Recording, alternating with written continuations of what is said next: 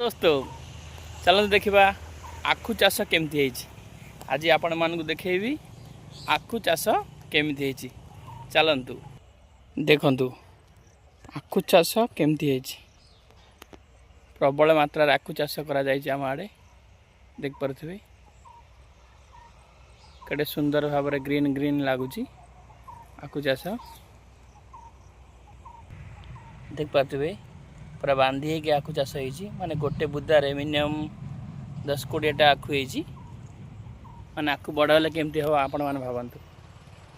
दूर दूर देख पारे आखु चाष केमती करा एपटे भल आखु चाष करा आपण मानक आखु चाष केमती लगिला आपण माने कमेंट रे कहतु आखु हैला परे आमे आपण गाँ को आराम से पठे पारू जो मैंने कमेंट करेंगे पाखक आमे आखु पठेबू फाइनाली लाइक कर कमेंट कर।